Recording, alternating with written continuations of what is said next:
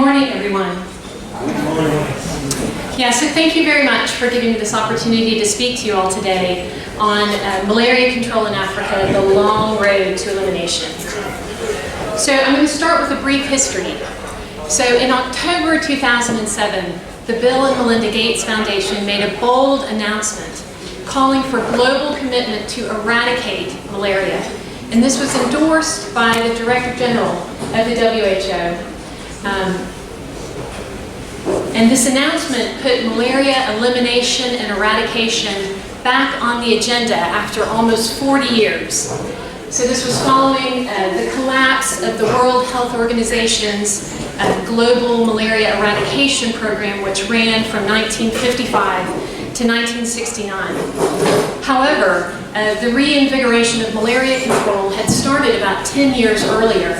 In 1998, the WHO had launched the Roll Back Malaria campaign, and then new initiatives that were committed to providing resources for malaria control were launched, including the Global Fund and the US President's Malaria Initiative. And this led to an unprecedented increase in funding for malaria control. So, an infusion of funding plus a scale-up of interventions equals success. So these maps here are from a publication in Nature, which was published in 2015. And the map on the left is from the year 2000. The map on the right is from 2015. And this shows parasite prevalence of falciparum malaria in children aged 2 to 10 years. You can tell from the legends that red is bad and blue is good. And by looking at the map, you can just tell that great progress was made with a decrease in parasite prevalence over this 15-year period. And as well, malaria incidence was documented to have fallen by 40%. The analysis concluded that insecticide-treated bed nets were the largest contributor to the success. So on the back of this success, the World Health Organization launched the Global Technical Strategy for Malaria, which included a vision, an ambitious vision, for a world free of malaria. It outlined 4 goals and milestones with an ultimate target for 2030 to have reduced malaria mortality rates by at least 90% compared to 2015, and similarly to have reduced malaria case incidence globally by at least 90%, and to have eliminated malaria in 35 countries. So this is a really ambitious vision, and the initial milestones were set for 2020, which is right around the corner. So how are we doing?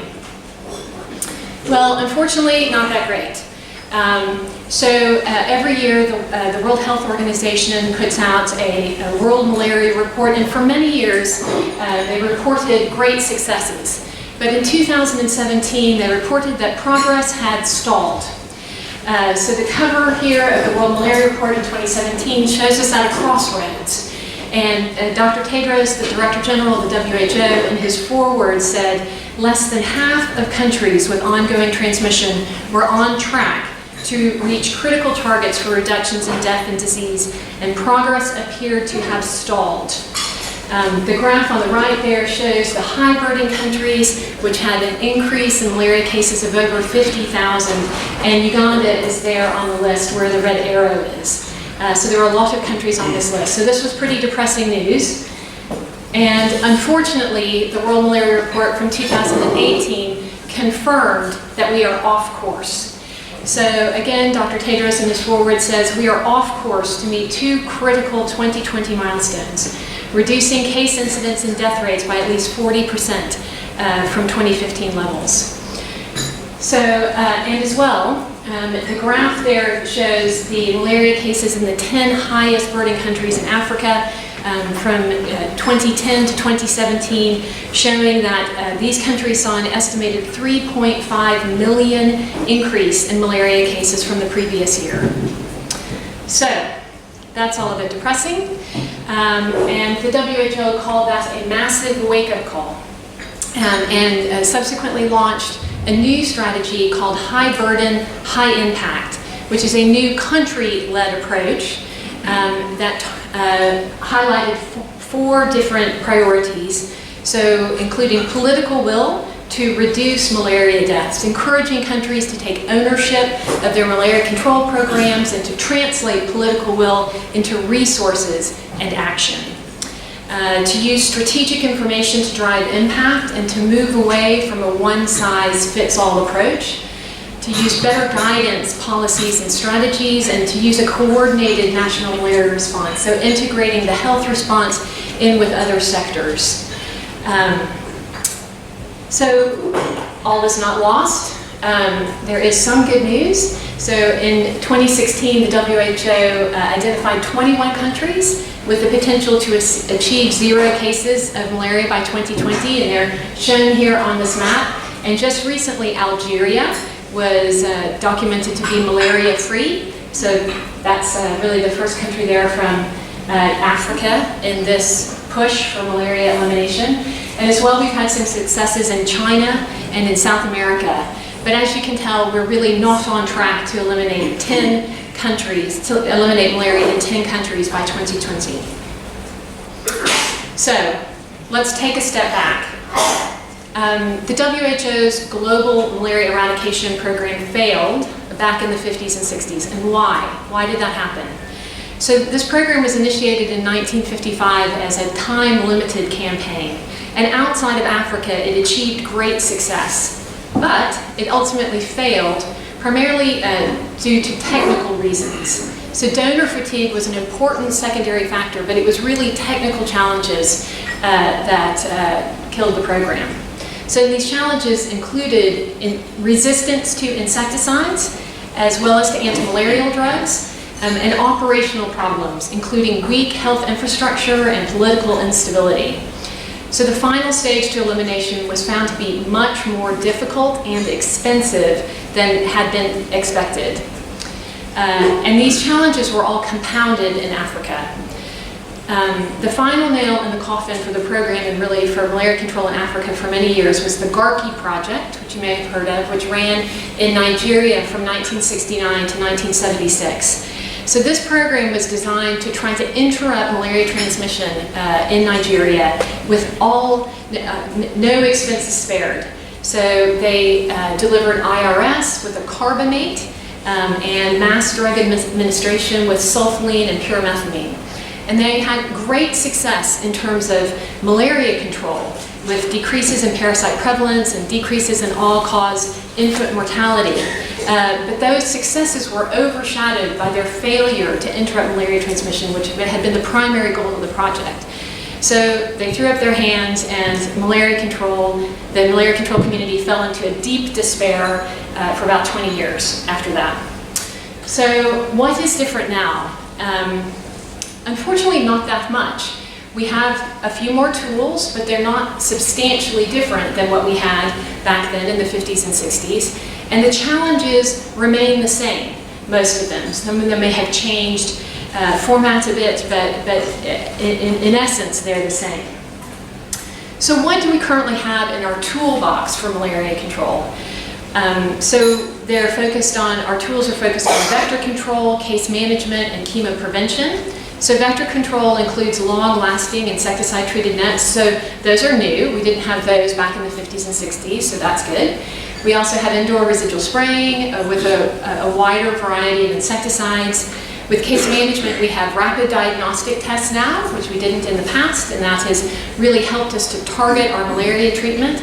As well, we have the newer ACTs, artemisinin-based combination therapies, which are highly effective. For chemoprevention, we now are using intermittent preventive treatment in pregnancy, as well as in infants, but to a lesser degree, and seasonal malaria chemoprevention in West Africa, where there's highly seasonal malaria. Mostly that's targeted at children under 5. So all of these tools, these control measures, have advantages and disadvantages, and I'd like to touch on some of them using a Ugandan lens.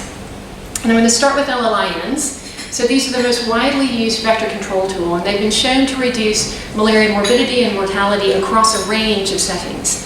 So the WHO recommends universal coverage of LLINs, and that's defined as 1 LLIN for every 2 people at risk, say per household. And they're distributed through mass campaigns delivered every 3 years. So Uganda has gone to great effort to achieve high coverage of LLINs and conducted its first mass distribution campaign in 2013 and 2014. So they were aiming to provide at least one LLIN free of charge to over 90% of households. So following that campaign, the malaria indicator survey was conducted in Uganda, and it showed that 90% of households owned at least one LLIN, so that was great success. And 69% of residents reported having slept under an LLIN the previous night. So they had nets, and to some degree they were using them. However, over time, LLINs have not had the desired impact that we would have hoped in Uganda, particularly in higher transmission areas. Why? So we have found that net attrition is a major problem. So the WHO recommends that nets be distributed every 3 years, but we're finding that the nets don't last that long. So this graph here shows change in LLIN ownership and coverage from the MIS survey that was done in 2014-2015 to a survey that we did in 48 districts in 2017. The orange bars show households with at least one LLIN, so that's ownership. The blue shows adequate coverage, households with at least one LLIN for 2 residents. And you can see over that 3-year period, in all areas of Uganda, it's dropped significantly. So as well, pyrethroid resistance is widespread. So LLINs currently are only treated with a pyrethroid insecticide. That's the insecticide that's deemed to be most safe and effective for LLINs. However, resistance is a problem. And these maps here demonstrate that. So on the top far left, you see the purple, and that shows that the KDR mutation, the knockdown resistance, is nearly to fixation. So it's very, very high. The orange on the bottom left and the pink on the bottom right show markers of metabolic resistance to pyrethroids, which is also at a reasonable level, although not quite as high as KDR. So resistance is widespread and a problem. And as well, LLINs are not always used as intended. So we have here a very well-protected cow, but you know, the household is going unprotected.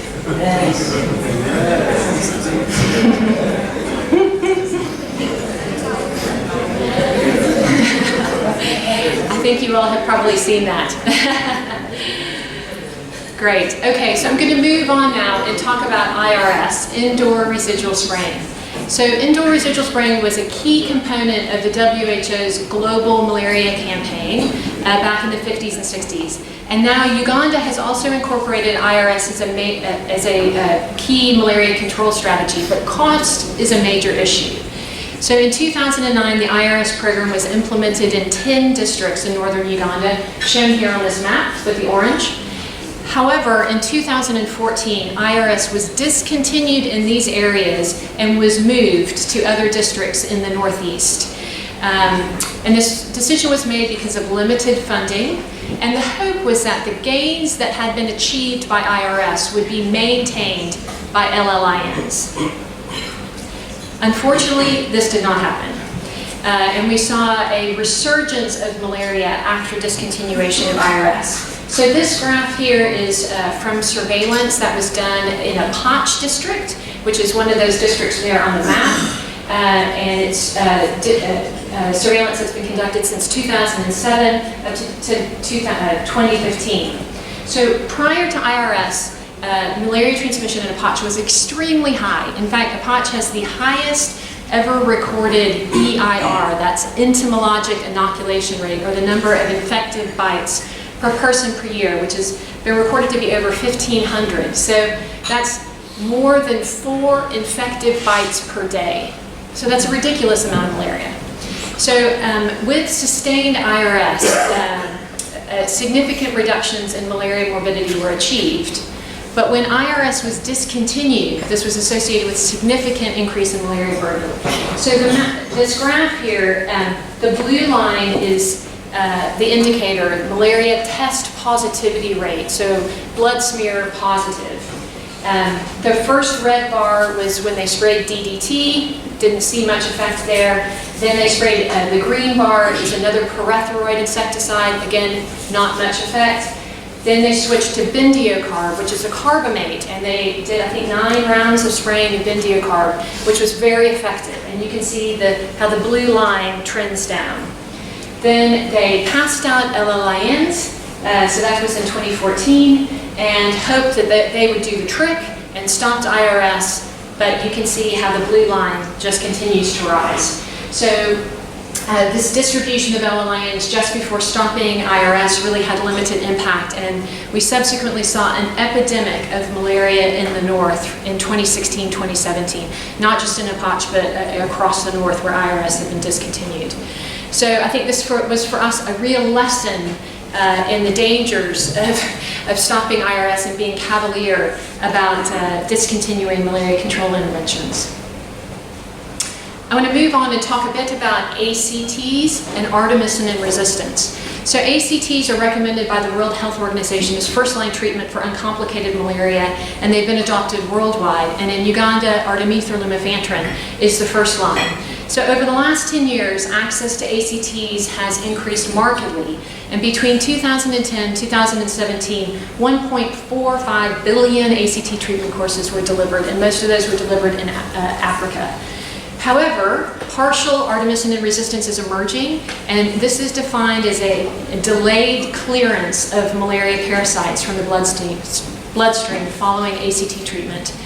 This has been associated with a mutation in the KELCH13, so K13 propeller gene, which codes for a kinase binding protein which is not well understood. But mutations in this domain have been shown to be associated with delayed parasite clearance.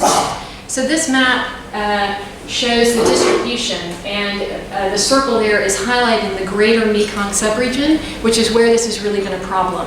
So in Cambodia, Vietnam, Laos, Myanmar, Thailand, and southern China, that's really the focus of the delayed artemisinin clearance. So, and although resistant parasites are emerging elsewhere, there's really no clear evidence of artemisinin resistance. In other places, that's a problem at this time. However, continued surveillance is warranted. I want to touch briefly on intermittent preventive treatment in pregnancy. So the WHO recommends that IPT be given to all pregnant women starting early in the second trimester. So at least 3 doses of SP, sulfadoxine pyrimethamine, or Fansidar, should be given at least 1 month apart up until the time of delivery, but not during the first trimester. So low coverage is an issue with IPTP. In 2017, the World Health Organization World Malaria Report tells us that only 22% of pregnant women in Africa receive the recommended 3 doses of IPTP. So, and as well, resistance to SP is widespread and could compromise the efficacy of IPTP. So this graph here is a result of a very nice study that was done by some colleagues in Tororo, we're evaluating alternative regimens for IPTP, so comparing SP, the WHO recommended regimen, to 2 different doses of dihydroartemisinin piperacin, or DP, which is another ACT. And there were 2 different regimens, one where DP was given for 3 doses and one where it was given monthly. And the red line is the monthly DP, which shows that the prevalence of parasitemia was lowest in this arm. So they found that the burden of malaria in pregnancy was significantly lower among women who received IPT with DP than among those who received SP, and monthly treatment was by far superior. So it looks like perhaps SP may need to be replaced with a more effective drug, although research is ongoing. So now what's new? We've talked about what's already currently available in the toolbox. What's new? So there are new generation LLINs on the horizon, including PBO nets, which I'll tell you more about in a minute, new insecticides for IRS, new tools, including the RTSS vaccine, genetically modified mosquitoes, and new drugs are also available both for treatment, pyronardine, artesunate, and as well drugs that have been used for other purposes that are now being used to prevent malaria, such as primaquine and ivermectin. There are also new approaches, MDA, IPT of school children, and use of housing design, modifying housing design to prevent entry of mosquitoes. So I'm going to touch on a couple of these, again using the Ugandan lens. So I'm going to start with PBO LLINs. So these nets combine pyrethroids with piperonyl butoxide, that's PBO, and that's a synergist that acts by inhibiting the metabolic mechanisms of pyrethroid resistance. And so based on the results of one study that was done in Tanzania by some colleagues at the London School, the WHO Vector Control Advisory Group, VCAG, issued an interim endorsement of PBO nets. So that we should consider deploying PBO nets in areas where pyrethroid resistance is confirmed, of intermediate level, and due to metabolic resistance mechanisms. So prior to this recommendation, the Ugandan Ministry of Health made a bold decision to deliver PBO nets in the 2017-2018 mass distribution of LLINs in Uganda. So this provided us an exceptional opportunity to rigorously evaluate LLINs on a wide scale here in Uganda. So in collaboration with the Ministry of Health, we are carrying out a cluster randomized trial in 48 districts in eastern and western Uganda. So the Ministry of Health was responsible for delivering the nets, and then we are responsible for the randomization and for the evaluation. So basically we turned a national net distribution campaign into a cluster randomized trial. So this shows, the map shows the study area, so covering 48 districts, about 40% of the country, and shows how the nets were allocated. So the study's been designed to really answer the question, do combination LLINs, so with PBO, are they more effective than the conventional LLINs without PBO, particularly in areas of high-level insecticide resistance? So we conducted community and entomology surveys at baseline. That was done in 2017, and those results were published or will be soon. And then we are conducting follow-up surveys at 6, 12, 18, and 24 months. So the initial results will be released later into this year, 2019, after we complete the final round of the 18-month follow-up surveys. And then as well, we're hoping to use this same study design to evaluate the nets that will be distributed in the next Ministry of Health campaign in 2020. Which hopefully will include some of the other newer generation nets. I wanted to mention briefly about the malaria vaccine, RTSS, which you may have heard of. So it's the first malaria vaccine shown to provide partial protection against malaria in young children. So it's important to realize that this is not a magic bullet, unlike other vaccines. The immunity against malaria is very complex, and it's really still not that well understood. So RTSS is a pre-erythrocytic vaccine that targets the circumsporozoite protein of falciparum, and it's designed to trigger the host immune system to prevent the parasite from infecting the liver. So this vaccine's been rigorously evaluated in clinical trials, and among children who received 4 doses in the phase 3 trial, the vaccine prevented 39% of cases of malaria and 29 cases of severe malaria over a 4-year period. However, there were some safety issues, some safety signals that were identified, although the causal mechanism is not clear. So these require some further evaluation. So the WHO advisory groups called for a pilot implementation of the vaccine in 3 countries, unfortunately not Uganda, but in Kenya, Malawi, and Ghana. And so these studies started in 2019, and so watch this space. We're very hopeful that these results will be positive and that we'll be able to add the malaria vaccine to our toolbox. I wanted to finally mention briefly about housing modification. So this was once a key pillar of malaria control, but housing modification is currently underutilized. So simple changes in house design can prevent mosquitoes from entering houses and provide protection from malaria. That seems obvious. And studies have shown that modern houses, which are built with brick walls and like a tiled or metal roof and closed eaves, have been shown to reduce the risk of malaria compared to traditional houses, which are typically made with mud walls, thatch roof, and open eaves. So we're planning to conduct a cluster randomized trial, the Uganda Housing Modification Study with funding from the U.S. President's Malaria Initiative, to evaluate several different housing modifications. So we'll start with a pilot to look at 4 different options in both modern and traditional houses, and then hopefully move on to a cluster randomized trial to compare 2 of those interventions to a control. So I think this is an exciting new option which does not require insecticides or drugs, that we can potentially add to the toolbox as well. Finally, I want to share with you some success that we have had in Tororo.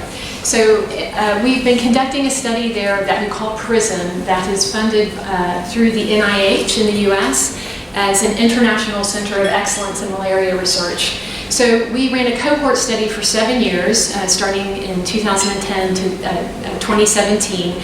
And the data here shown on this graph starts from October 2011 to the end of 2016. And this shows data that we collected on incidence of malaria, microscopic parasitemia, and as well as submicroscopic parasitemia. So the incidence of malaria is the blue line. The red line shows parasitemia by microscopy, and then the green line includes the submicroscopic parasitemia, so that would not have been seen on blood slide. So the yellow line represents the net distribution that was done in 2013, and you can see that did not have much of an impact. Then they started spraying with IRS. So Tororo was one of those districts that was lucky enough to receive IRS when it was withdrawn from the north. They started with bendiocarb, and they did 3 rounds of that, and you can see all the lines begin to trend down once we start with the IRS. Then the blue line is a different type of insecticide that's called actelic. It's an organophosphate, and it's the most effective one we have. So that as well provided, was very effective. So Tororo went from being a very high transmission, not as high as a patch, but with an EIR in the 300 to 500 range. And now, with IRS, we're seeing that EIR has dropped to less than 1. Unfortunately, I don't have the graph that goes all the way out to the current situation. We've had 3 additional rounds of actelic, and I can tell you that everything has continued to trend down to where we have almost no malaria cases. So why the success? Well, clearly IRS has played a big role in it, but I think as well this is we have a bit of a cohort phenomenon. These are children that we are following, and we're providing all their medical care. They come to us, they get diagnosed, they get appropriate treatment with an ACT right up front. So this is the best case scenario. You've got IRS, kids have been given LLINs, they're getting their ACTs, and as well we've documented in this cohort an improvement in modern housing within the cohort, whether that's because of decreased healthcare costs or we don't know. But all of these things combined are producing an excellent effect in Tororo. But let us not forget the ears of the hippopotamus. So this shows us actually some of the numbers from the more recent cohort data from 2017 up until now. And we've only had 24 cases of malaria in this cohort. We're following about 480 people from 80 households. So that's just remarkable. So incidence has almost dropped to 0. And as well, parasite prevalence by microscopy has dropped to 2%. However, you see the circle there. So that's it. The circle is showing us the submicroscopic parasitemia that's detectable only by qPCR in children aged 5 to 15. So these are the school-aged children. And so this is representing an infectious reservoir that could easily be missed if we're focusing only on deaths or incidents of clinical episodes of malaria. If you're focusing only on that, on the ears of the hippopotamus, you miss even parasite prevalence by microscopy in asymptomatic individuals. You can say that that's the hippo that's out of the water, and thinking then of the hippo that's under the water that you don't see, which is the infectious reservoir, the submicroscopic parasitemia in asymptomatic individuals that we can't forget. Okay, so malaria elimination in Africa, is it possible? What do we need to achieve this? So number one, we need strong leadership and political commitment. I think one thing that's really important to remember is if we're looking at elimination, we're looking at the long haul. So even the WHO with its ambitious targets for 2030, I think we're naive. So we need to be looking at a longer time frame. And remembering that those who are in the position to make decisions at the start probably won't be there at the end. So there needs to be some very critical planning in place for these things to happen. And then there are difficult decisions that need to be made. So given competing priorities and scarce resources, how much are we prepared to spend towards elimination? Recognizing we have to balance targeting resources towards high burden areas where we're seeing the bulk of the malaria morbidity and mortality versus targeting resources to lower burden areas and attempt to shrink the map. That's a balance. And those are tough decisions that have to be made if resources are limited, which they always are. So we need more funding. The World Malaria Report from this year says that to reach the 2030 Global Technical Strategy targets, annual malaria funding needs to increase by at least $6.6 billion per year by 2020, which seems kind of like a lot. But that's what it takes. As well, we need to strengthen health infrastructure. This is a strong health infrastructure is required at every step on the pathway to elimination, particularly at the end when you need heightened surveillance to detect those last few cases. We need to use our existing tools better to increase coverage with more efficient surveillance, and we need new tools, perhaps a vaccine. Our current tools are not able to reduce are not the basic case reproductive rate below 1, which is needed in order to eliminate malaria. We also need to target our interventions because one size will not fit all, and it's really encouraging to see the WHO finally embracing that and focusing on the high burden areas as well. So I'll end by saying that our experience in Tororo gives me hope. But the road to elimination will be long and probably full of potholes. So I'll just acknowledge all of my collaborators and mentors, colleagues, and support funders. Thank you very much.